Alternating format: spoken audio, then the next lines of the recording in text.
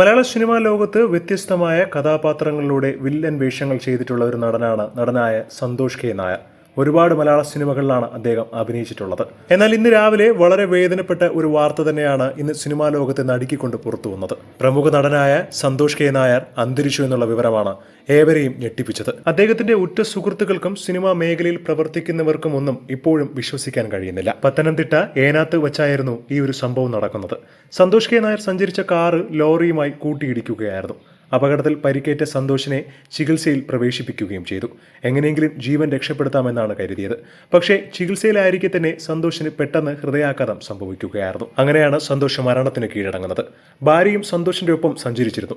ഭാര്യയാവട്ടെ ഇപ്പോൾ ഗുരുതരാവസ്ഥയിൽ ആശുപത്രിയിൽ കഴിയുകയാണ്.